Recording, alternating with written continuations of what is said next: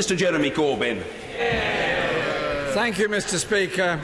I move the motion that this House has no confidence in Her Majesty's government. Last night, the government was defeated by 230 votes, the largest defeat in the history of our democracy. The first government to be defeated by more than 200 votes, and indeed the government itself could barely muster more than 200 votes. Last week, they lost a vote on the finance bill. That's what's called supply. Yesterday, they lost a vote by the biggest margin ever. That's what's regarded as confidence. By any convention of this House, by any precedence, loss of confidence and supply should mean they do the right thing and resign. Mr Speaker, the Prime Minister has consistently claimed that her deal, which has now been decisively rejected, was good for Britain, workers and businesses. If she is so confident of that, if she genuinely believes it, she should have nothing to fear from going to the people and letting them decide. In this week, in 1910, the British electorate went to the polls. They did so because Herbert Asquith's Liberal government had been unable to get Lloyd George's People's Budget through the House of Lords. They were confident in their arguments, and they went to the people, and they were returned to office. And it's still how our democracy works. When we have a government that cannot govern in the absence of a written constitution, it is these conventions that guide us. If a government cannot get its legislation through Parliament, if a government cannot get its legislation through Parliament, it must go to the country for a new mandate, and that must apply when it is on the key issue of the day. Isn't the Leader of the Opposition engaging in a piece of shameless political opportunism which puts party interest ahead of national interest? And isn't he simply trying to disguise the fact that on this great issue he has no policy? Mr Speaker, in 2017 the Prime Minister and her party thought they could call an election and they would win it. They thought they'd return with an overall majority, and there was an enormous, indeed the biggest since 1945, increase in the Labour vote during that campaign when people saw what our policies actually were. So, Mr Speaker, when the Prime Minister asked to be given a mandate, that's what she did. She bypassed the Fixed-Term Parliament Act, which was, as my right honourable friend, the Shadow Foreign Secretary, pointed out, designed to give some stability to the Tory Lib Dem coalition government, to ensure that the Lib Dems couldn't hold the Conservatives to ransom by constantly threatening to collapse the coalition. The Fixed-Term Parliament Act was never intended to prop up a zombie government, and there can be no doubt that this is indeed a zombie government. The right honourable gentleman, if he's successful in this motion this evening, there may be a general election in a few short weeks. In that Labour Party manifesto, will they state whether they will be a party of Brexit or a party against Brexit? It's a simple question. What is the answer?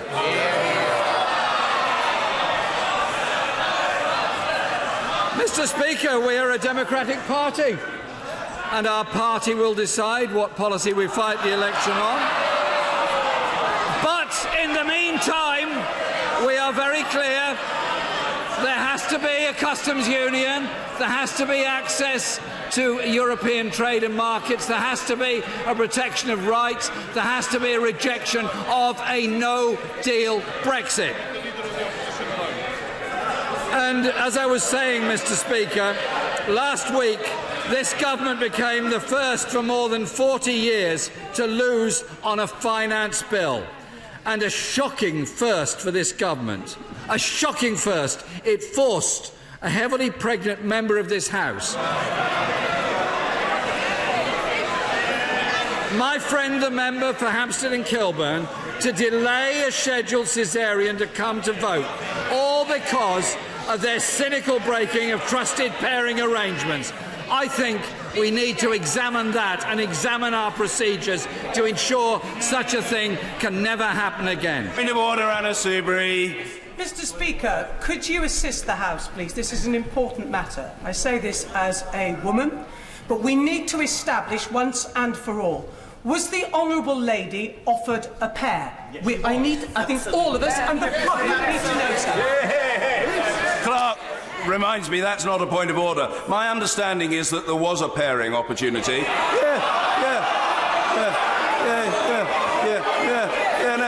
I don't need anybody else. Order. My understanding is that there was a pairing opportunity, but the issue was aired in the chamber on Monday and again yesterday. The Right Honourable Gentleman, the Leader of the Opposition, is absolutely entitled to highlight his concern about this matter, which I know is widely shared, but it should not be subject now to further points of order. I hope that that satisfies her. Jeremy Corbyn. Thank you, Mr. Speaker. Nothing demonstrates the sheer incompetence of this government quite like the Brexit negotiations. Yesterday's historic and humiliating defeat was the result of 2 years of chaos and failure. It's now clear this government is not capable of winning support for its core plan on the most vital issue facing this country. The Prime Minister has lost control, and the government has lost the ability to govern. Within 2 years, they've managed to turn a deal from what was supposed to be, I remember this very well, one of the easiest in human history into a national embarrassment. In that time, we've seen the Prime Minister's demands quickly turned into one humiliating climb down after another. Brexit ministers have come, Brexit ministers have gone, but the shambles has remained unchanged, culminating in an agreement which was described by one former cabinet minister as, and I quote, the worst of all worlds. Let's be clear. The deal the Prime Minister wanted this Parliament to support would have left the UK in a helpless position, facing the choice of either seeking and paying for an extended transition period or trapped in the backstop. The Prime Minister may claim the backstop would never come into force. Order. No, I'm sorry. There are courtesies in this place. A member can seek to intervene. He or she should not do so out of frustration by shrieking an observation across the floor.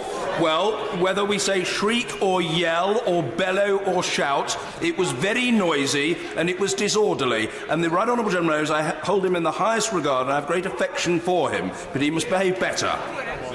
No, I'm not in...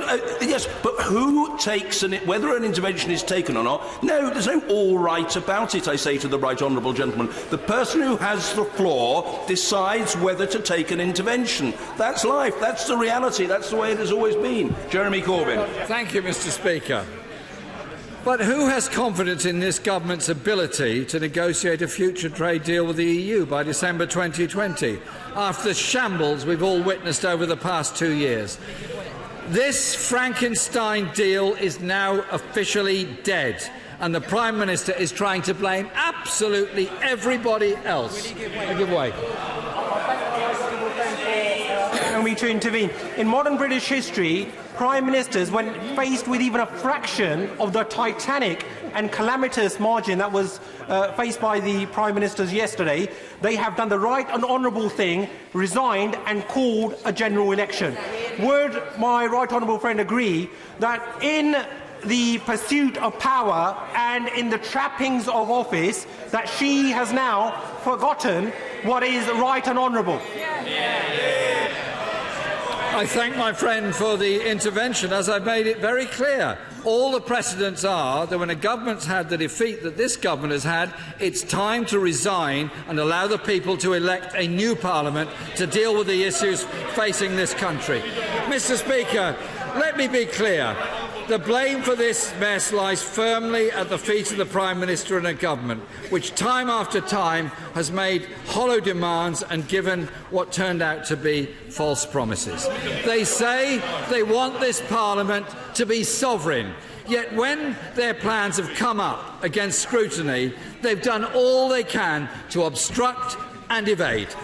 The Prime Minister's original plan was to push through a deal without the appropriate approval of this Parliament, only to be forced into holding a meaningful vote by the courts and by members of this House to whom I pay tribute for ensuring we actually got the meaningful vote last night in this House.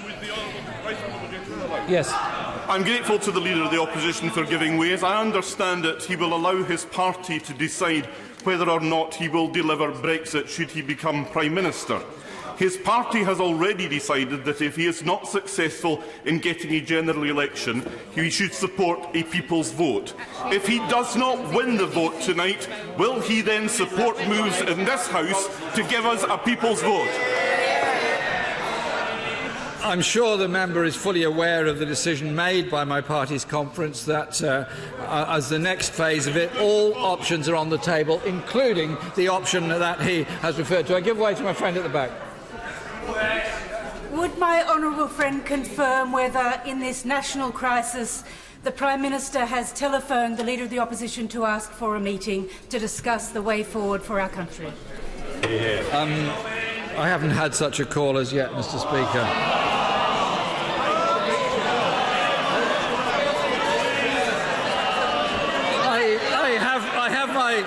I have my phone. It's not funny and it's not statesmanlike. Mr. Speaker, I think we should proceed with this debate. And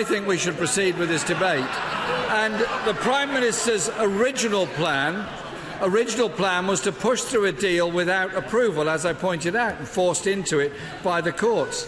But since losing its majority in the 2017 general election, the government has had numerous opportunities to engage with others and listen to their views, not just here in Westminster but across the country. Their whole framing of the EU withdrawal bill was about giving excessive power to the Secretary of State for Brexit at the expense of Parliament. It was a bill that Henry VIII would have been very proud of. Yesterday's decisive defeat is the result of the Prime Minister not listening, ignoring businesses, unions and members of this House. She has wasted 2 years recklessly ploughing on with her doomed strategy. And even when it was clear that her botched and damaging deal could not remotely command support here or across the country, she decided to waste even more time by pulling the meaningful vote on December the 11th on the empty promise, and it was an absolutely empty promise, of obtaining legal assurances on the backstop. Another month wasted before the House could come to its decision last night. Some on the government side have tried to portray the Prime Minister's approach as stoical. Mr. Speaker, what we've seen over the past few months is not stoical. What we've witnessed is the Prime Minister acting in her narrow party interest rather than the public interest. Yes. Her party is fundamentally split on this issue. Fundamentally split, Mr. Speaker, when less than 200 of their own MPs were prepared to support the Prime Minister last night. This constrains the Prime Minister so much that she simply cannot command a majority in this House and on the most important issue facing this country without rupturing her party. And it's for this reason the government can no longer govern. Yesterday, the Prime Minister shook her head when I said that she had treated Brexit as a matter only for the Conservative Party. Yet, within half an hour of the vote being announced, the honourable member for Grantham and Stamford commented she has conducted the argument as if this was a party political matter rather than a question of profound national importance. How right he was, how wrong she was to threaten him before the vote took place. I know many people, Mr. Speaker, across the country will be frustrated and deeply worried about the insecurity around Brexit. But if this divided government continues in office, the uncertainty and risks can only grow. The Leader of the Opposition for giving way. When those cross-party talks start, would he tell the House which of the Scarlet Pimpernel will come? The Leader of the Opposition who campaigns for Remain in London and the South East, or the Leader of the Opposition who campaigns for Brexit up north? We need to know. Mr. Speaker, there has been no offer of all-party talks. There has been no communication on all-party talks. All the Prime Minister said was she might talk to some members of the House. That isn't reaching out. That isn't discussing it. That is not recognising the scale of the defeat they suffered last night. Mr. Speaker, it's not just over Brexit that the government is failing dismally, letting down the people of this country. There has been a Windrush scandal, the shameful denial of rights, the detention and even deportation of our own citizens. The government's flagship welfare policy, universal credit, is causing real and worsening poverty across this country. And just yesterday, under the cover of the Brexit vote, they sneaked out changes that will make some pensioner households thousands of pounds worse off. Those changes build on the scourge of poverty, causing measures inflicted on the people of this country, including the bedroom tax, the two-child limit, the abominable rape clause, the outsourced and deeply flawed work capability assessment, the punitive sanctions regime and the deeply repugnant benefit freeze. People across this country, Mr. Speaker, whether they voted Leave or whether they voted Remain, know full well that the system isn't working for them. If you're up against it and you voted Remain, and you're up against it and you voted for Leave, this government doesn't speak for them, doesn't represent them and cannot represent them. Food bank use has increased almost exponentially, and more people are sleeping on our streets, and numbers have shamefully swelled every year.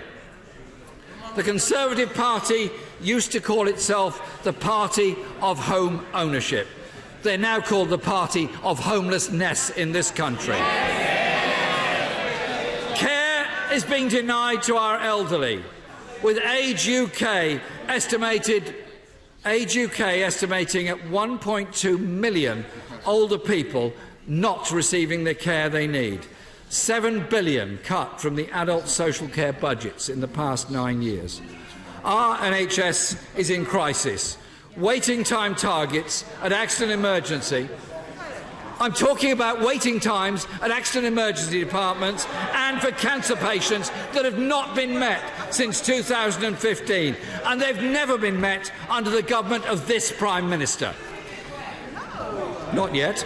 The NHS has endured the longest funding squeeze in its history, leaving it short-staffed to the tune of 100,000, and NHS trusts and providers in over 1 billion in deficit. The human consequences are clear. Life expectancy is now going backwards in the poorest parts of our country and stagnating overall. This is unprecedented. Another shameful first for this government. Another reason this government should no longer remain in office, and why this motion of no confidence is so important.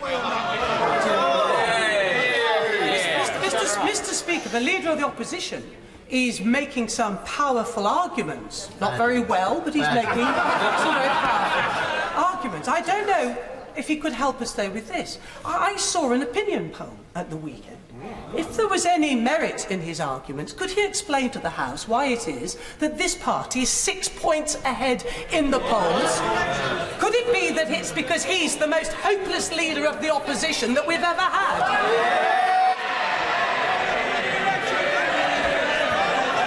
I thank the member for Broxtowe for her intervention. I look forward to testing opinion in a general election in the ballot box when we'll be able to elect a Labour government in this country. Yeah, I'm very grateful to my honourable friend. He's right to put on record current concerns about uncertainty in the country, and absolutely right to talk about poverty. Can he confirm that it is the position of the British Labour Party to rule out a no-deal Brexit? And can he understand why the party that claims to be the traditional party of business won't do the same? I can absolutely confirm that. We have voted against a no-deal Brexit. Apparently, the Business Secretary thinks that's a good idea. The Prime Minister was unable to answer my question on this during Prime Minister's question time. No-deal Brexit would be very dangerous and very damaging for jobs and industry all across this country. I know some men. One more time. I thank my honourable friend, and he is absolutely right. Under this government, we see our NHS in crisis, education underfunded, and our communities have been devastated through their austerity agenda. More people homeless, more people living in poverty, more people using food banks. If they disagree with that, why don't they call a general election? I thank my friend for that intervention and for his work representing his constituency. On this side of the House, we are determined to force this government to accept the reality of the defeat last night and to force this government to go to the people so that they can decide whether they want a party in office that promotes inequality, poverty and injustice in Britain, or the Labour alternative, which is bringing people together however they voted in the referendum. I know some members of this House are sceptical, and members of the public, I believe, could be also described as sceptical, but I truly believe that a general election would be the best outcome for this country. As the Prime Minister pointed out in her speech yesterday, both the Labour Party and Conservative Party stood on manifestos that accepted the result of the referendum. Surely any government would be strengthened in trying to negotiate Brexit by being given a fresh mandate for the people to follow their chosen course. I know many people at home will say, well, we've had 2 general elections and a referendum in the last 4 years. And for the people of Scotland, it's 2 UK-wide elections, 1 Scottish parliamentary election and 2 referendums in 5 years. So while Brenda from Bristol might gasp, not another one, spare a thought for Bernie from Bute. But, Mr. Speaker, the scale of the crisis means we need a government with a fresh mandate. A general election can bring people together. Focus on all the issues that actually unite us, the need to solve the crisis in our NHS, our children's schools and our care for the elderly. And we all have a responsibility to call out abuse. And that has become too common. That, Mr. Speaker, has become too common. Whether that's the abuse of members of this House whether that's the abuse members receive or the abuse that is... Order. No, order. Apologies.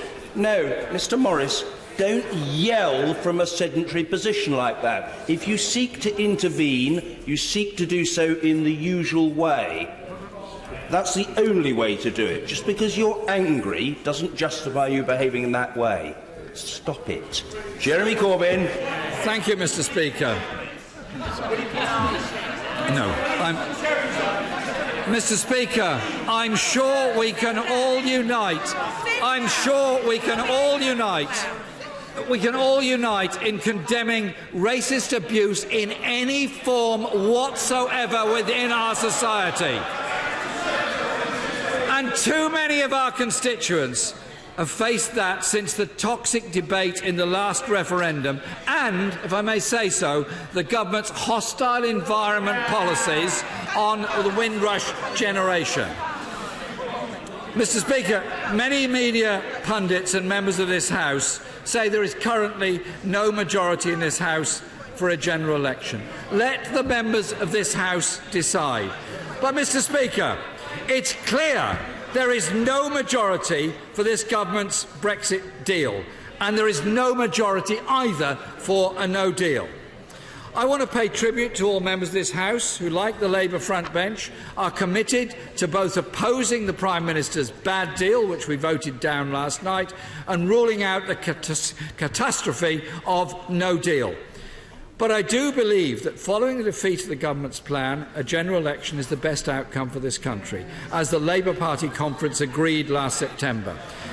A general election, Mr. Speaker, would give new impetus to negotiations, a new Prime Minister with a new mandate, and not just to break the deadlock on Brexit, but to bring fresh ideas to the many problems faced by our constituents. The problems that people face, such as very low pay and insecure work, of in-work poverty which is increasing, the problems of trying to survive on universal credit and living in deep poverty, the scandal of inadequate social care, which might not concern the member opposite, but it does concern millions of people around this country.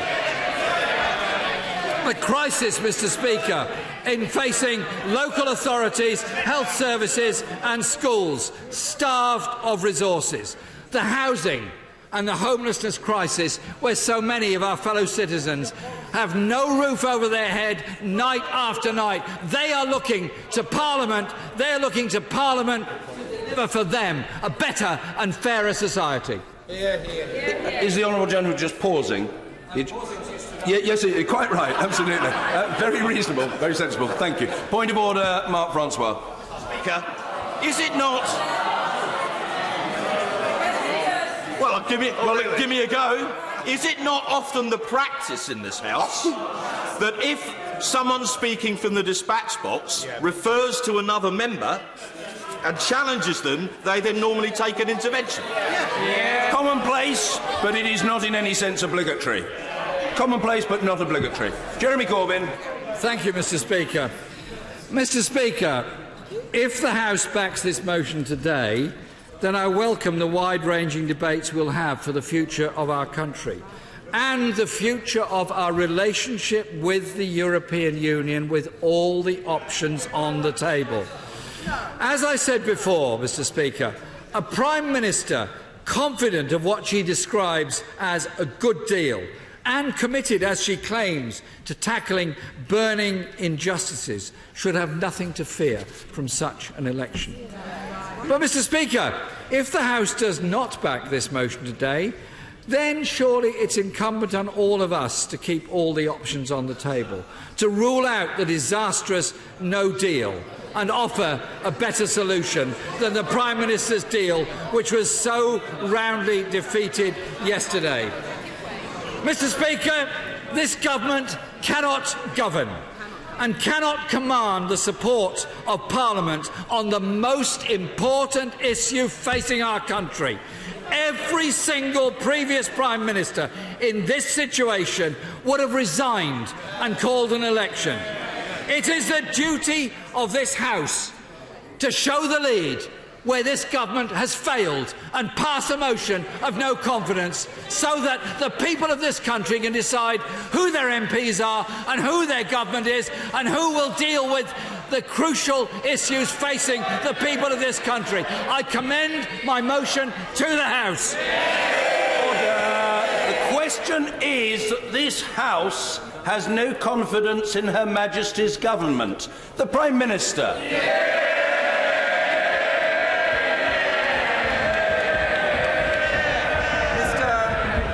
Mr. Speaker, last night the House rejected the deal the government has negotiated with the European Union. Today it is asked a simpler question. Should the next step be a general election? I believe that is the worst thing we could do. It would deepen...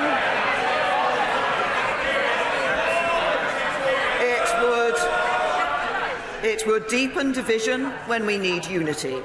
It would bring chaos when we need certainty. And it would bring delay when we need to move forward. So I believe this House should reject this motion.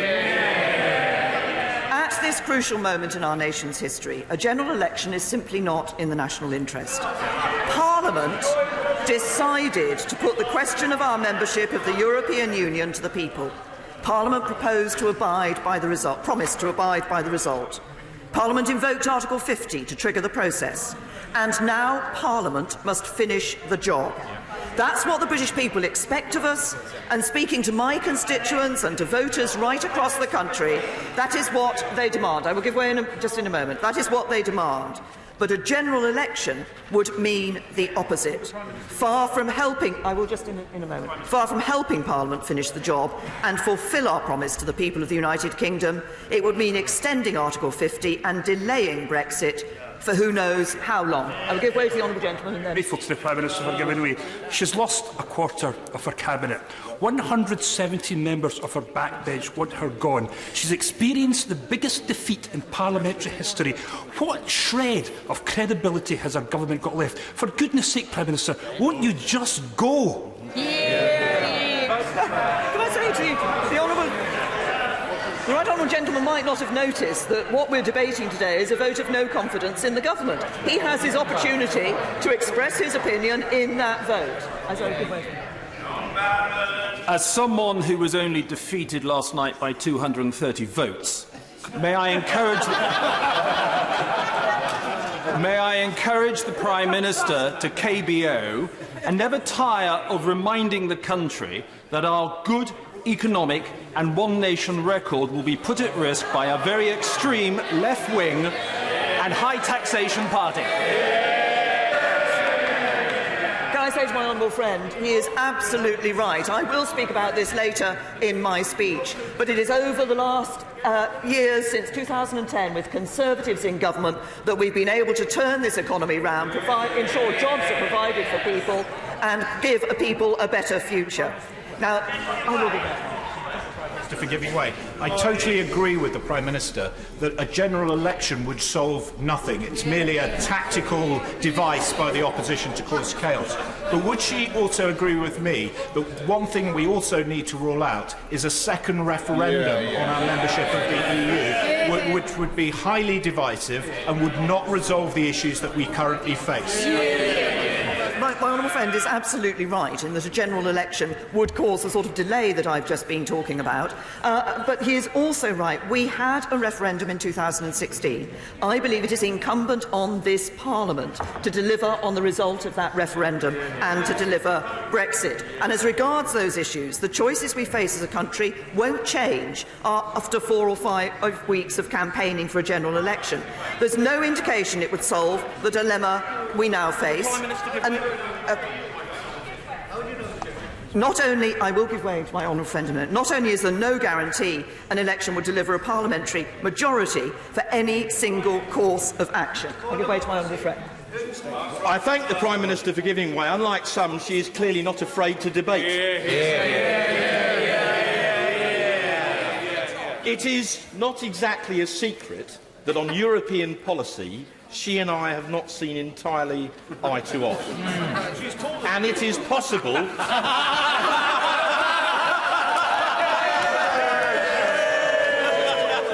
so's everybody else, Simon. Not everybody. And it is possible we will continue to disagree, but I'm a Conservative first and last. And I know opportunism when I see it. Exactly. So can I tell her when the bells ring, the whole of the ERG will walk through the lobbies with her to vote this nonsense down? Can I thank my honourable friend for his intervention? And I note what he said. I'm happy to carry on discussing with him our different views that we have had on the European issue. But it is absolutely clear that what the right honourable gentleman, the Leader of the Opposition, is trying to do is not going to help to resolve the issue of ensuring that we deliver on Brexit for the British people. I'll give way to the honourable lady. I thank the Prime Minister for giving way. In 2017, she went to the country and asked the country for a mandate. She lost her majority. Last night, she asked the House to back her deal. She saw the biggest defeat for a government vote in the history of this House. Last night, she said she wanted to open dialogue with the whole of this House, and yet she has refused to open that dialogue with the front bench. Does she not agree with me that this looks like more of a strategy to divide and conquer rather than take this House and the country together and work out how we move forward? Can I say to the Honourable Lady, what I said last night was that we would be opening discussions, having discussions across this House. There are many different opinions on the issue of how to deliver Brexit across this House. There are some views not to deliver Brexit across this House. I believe we should be delivering Brexit for people. What I made clear was that the first priority, should the Leader of the Opposition put a motion of no confidence down, would be to debate that motion of no confidence. I'm confident that the Government will retain the confidence of this House, and when that happens, I will set out the further steps we will take on discussions with members across the House. If members will just be a little patient. I have taken a number of interventions. I will make a little progress, but I will be generous in taking interventions. I think members know,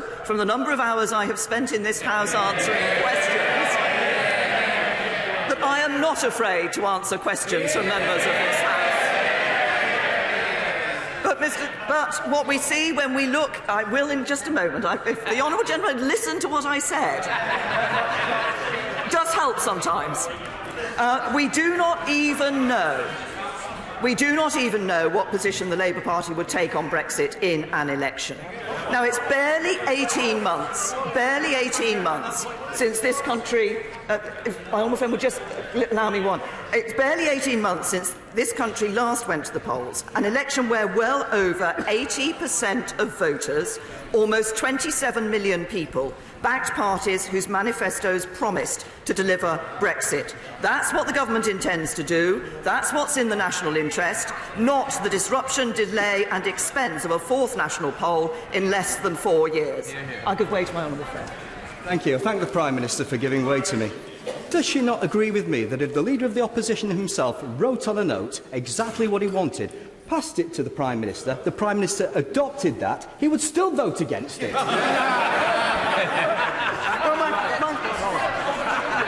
My honourable friend is absolutely right, because, of course, the position that the Leader of the Opposition took was that however good a deal for the United Kingdom the government brought back, he would vote against it. However bad a deal the EU offered, he would vote for it. So he has no real national interest in getting the right answer for our country.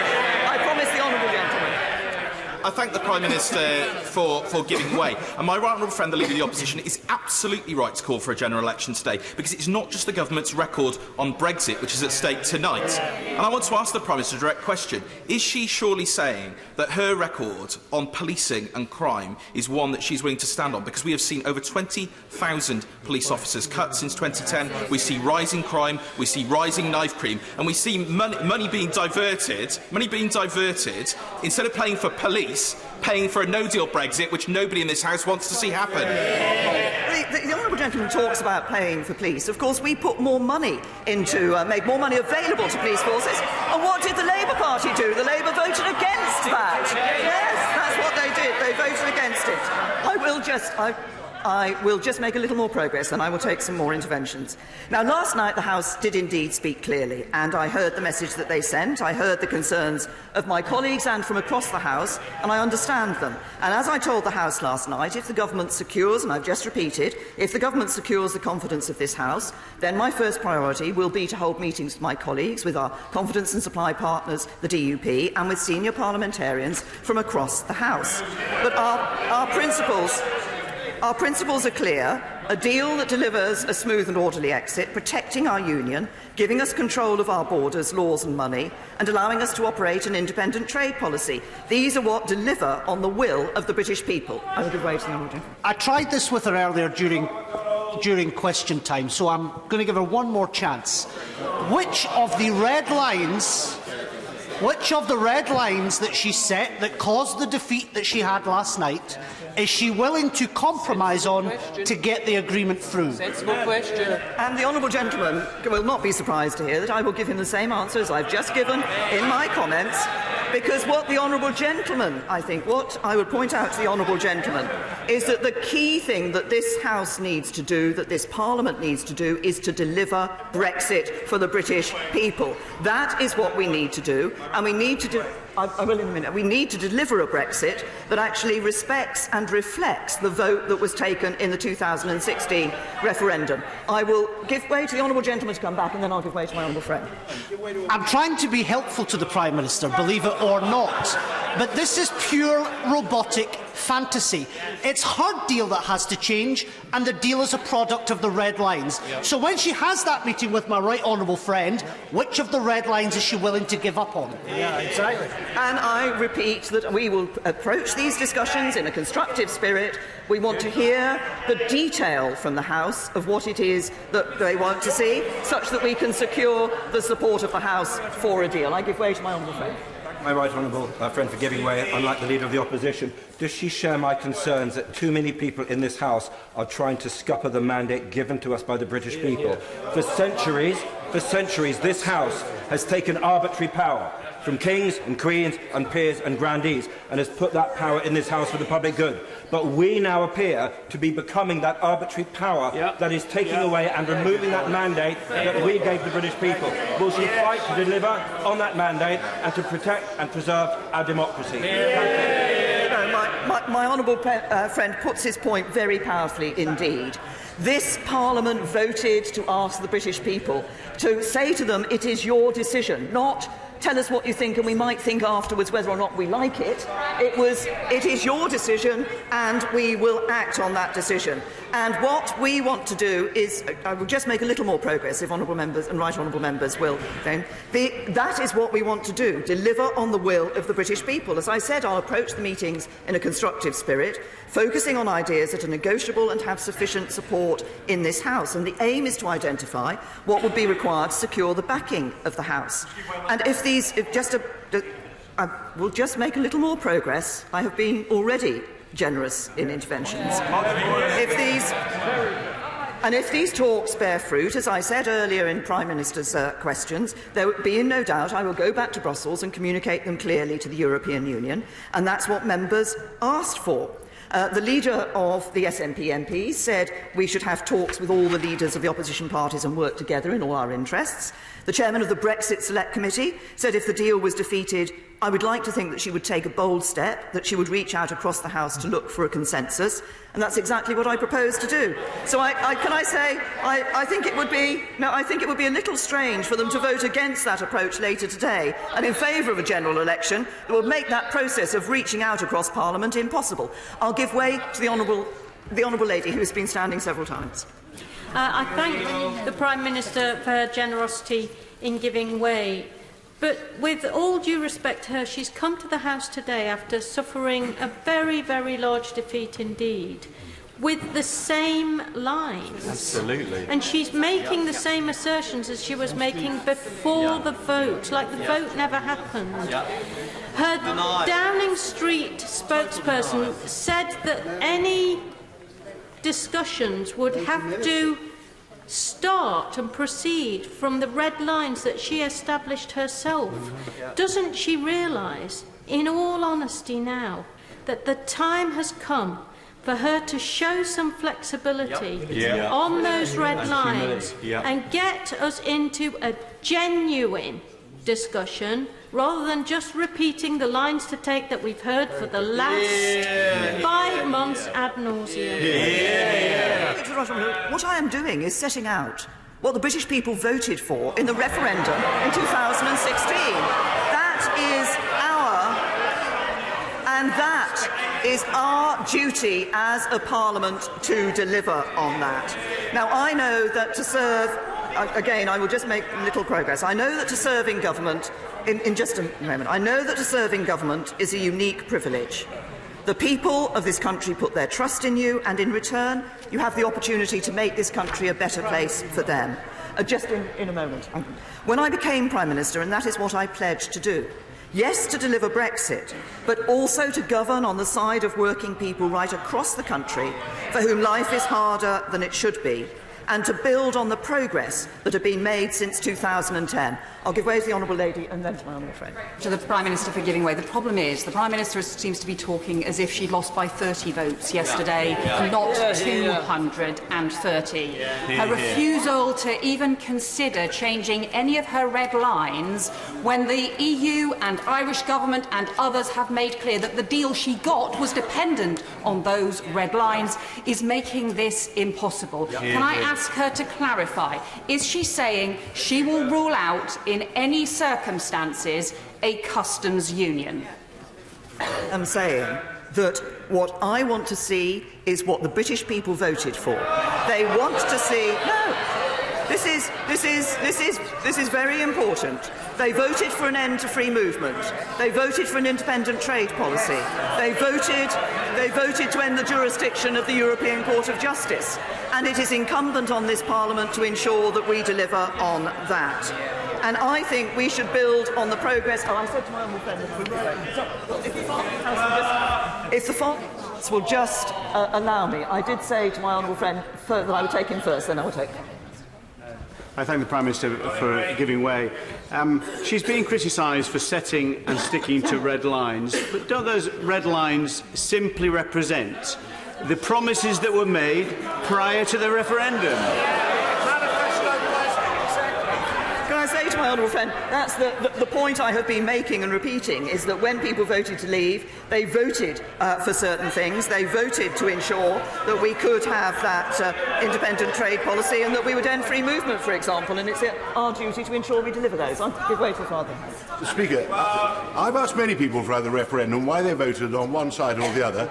Got a very wide range of replies, but I have to say no one has ever told me they voted to leave in order that we could leave the customs union, or that we should be able, they wanted us to erect trade barriers between ourselves and the rest of Europe. Now, as she's committed as I am, I entirely support her aim of keeping open borders between ourselves and the rest of Europe. Is it not the case that there's nowhere in the world where two developed countries in any populated area are able to have an open border unless they have some form of customs union? My right honourable and learned friend refers to, obviously, the various reasons. There were various reasons why people voted to leave the European Union. But when they were doing that, I believe that they did vote to ensure that we continue to have a good trading relationship with our nearest neighbours in the European Union. I want, but also to improve our trading relationships with others around the world. That is what we were searching for. That is what was in the political declaration for the future. That package was not voted through this House last night. I now, as I say, will talk to parliamentarians across the House to determine where we can secure the support of the House. But while delivering Brexit is an important and key element of government, it is also important that we build on the progress made since 2010 and lead this country towards the brighter, fairer, more prosperous future it deserves. And I'm going to make some progress before I take any further interventions. I believe that this government has a record to be proud of, a record that demonstrates that our policies and principles are more than words. In 2010, we inherited the gravest of economic situations, a recession in which almost $750,000 jobs were lost, a budget deficit of £1 borrowed for every £4 spent, and a welfare system that did not reward work. But in the 9 years since, thanks to the hard work and sacrifice of the British people, we have turned this country round. Our economy is growing, the deficit is down by 4/5, the national debt has begun its first sustained fall for a generation, the financial burden left for our children and grandchildren is shrinking by the day. And that is a record to be proud of. I'll give way to the honourable gentleman. I thank the Prime Minister for allowing me to intervene. Under her leadership, this government has become the first in British history to be found in contempt of Parliament. It has become the first in British history to lose by more than 200 votes on a primary policy matter. Homelessness has spiralled out of control. The usage of food banks has risen exponentially, and much more besides. So surely it is now time to act with humility and to do the right and honourable thing and to resign and call a general election. Could I say to the honourable gentleman again, the whole point of this debate today is to determine whether this House has confidence in the government or whether it thinks there should be a general election. Now, I say that our record is a record to be proud of, but I know it's not enough. A strong economy alone is no good unless we use it to build a fairer society. One where wherever you are, wherever you live, and at every stage of your life, you know the government is on your side. Where growing up, you will get the best possible education, not because your parents can afford to pay for it, but because that is what every local school provides. Where your parents have a secure job to go to, that pays a decent wage, where they get to keep more of the money they earn each month. That when you finish school, you know that you can go to university whether or not your parents went, or you can have an apprenticeship. That when you want to buy your first home, enough houses are being built so that you can afford to get a foot on the housing ladder. That when you want to get married, it doesn't matter whether you fall in love with someone of the same sex or opposite. And that when you have children of your own, you will be able to rely on our world-class NHS.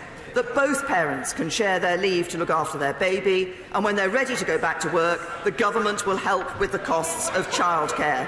And that when you've worked hard all your life, you will get a good pension and security and dignity in your old age. And that is what this government is delivering. I'll give way to the honourable lady. I thank her for giving way.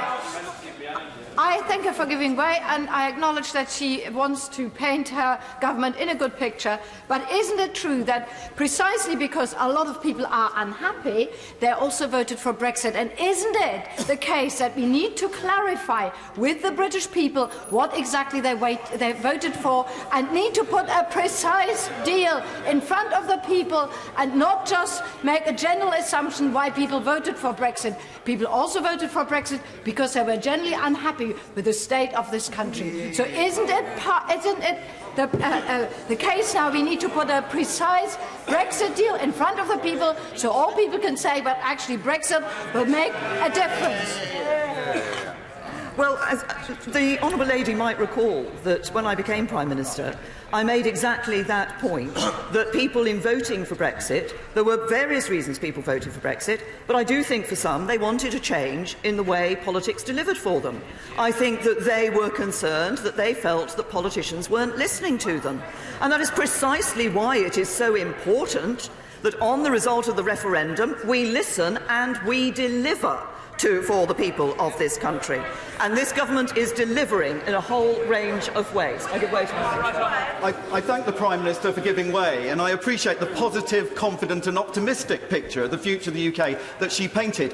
What a contrast to the Leader of the Opposition, who takes every opportunity to talk Britain down. How on earth can somebody claim that they aspire to be Prime Minister if they have such utter lack of confidence in Britain and the British people?